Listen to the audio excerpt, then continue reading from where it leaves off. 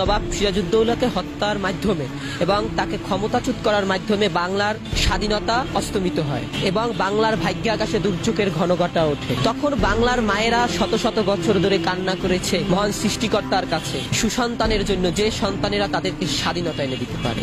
তাদের ভিতর অন্যতম ছিল মৌলানা আব্দুল হামিদ খান ভাসানী, বঙ্গবন্ধু শেখ মুজিবুর রহমান, হোসেন শহীদ সোহরাওয়ার্দী, শেরেবাংলাকে ফজলুল হক, সেক্টর কমান্ডার, পরবর্তীতে তিনি রাষ্ট্রপতি হলেন জিয়াউর রহমান। দেশের প্রতি যারা ভালোবাসছেন, দেশের জন্য যারা আত্মত্যাগ করে গিয়েছেন, দেশের প্রতি যারা শ্রম দিয়ে গিয়েছেন, তাদের কথা ভুলে গেলে চলবে না। আজকে দেখুন, বঙ্গবন্ধু শেখ মুজিবুর রহমান 1971 সালের 7ই মার্চ যে তার একটি কালজয়ী ভাষণ দিয়েছেন, সেই ভাষণের মাধ্যমে সমগ্র জাতিকে একটা গণতন্ত্রকামী এবং একটা সাহসী জাতিতে রূপান্তর করেছিল এবং সমগ্র জাতি কিন্তু সেদিন বাঁশের লাঠিকে সমরাস্ত্রে রূপান্তরিত করেছিল। সেদিন যেই লোকটা নৌকা বাইছিল, সেই লোকটা বৈঠাকে সমরাস্ত্রে রূপান্তরিত করেছিল শুধু একটি কালজয়ী ভাষণে।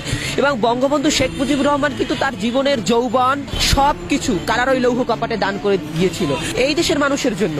আজকে সবচেয়ে দুঃখের বিষয় হচ্ছে বঙ্গবন্ধুকে নিয়ে কটু কথা বলা হয়। আজকে জাতি কতটা ক্লান্তি লগ্নে পতিত হয়েছে, যে জাতি স্বাধীনতা সার্বভৌমত্বের জন্য যুগে যুগে কারারই লৌহ কপাটে জীবন দিয়েছে, যৌবন দিয়েছে, কেঁদেছে, তারপর সেই আম্রকাননের পলাশির প্রান্তরে পরাজিত হয়েছে, তারপর আবার 200 বছর পর স্বাধীনতা পেয়েছে, যেই সকল লোকগুলোর জন্য সেই সকল লোকদেরকে অপমান করে আজকে সেই সকল লোকদের এই মাটিতে বসে আজকে তাদেরকে কটু কথা বলছে। ছি, এগুলো আসলেই লজ্জা।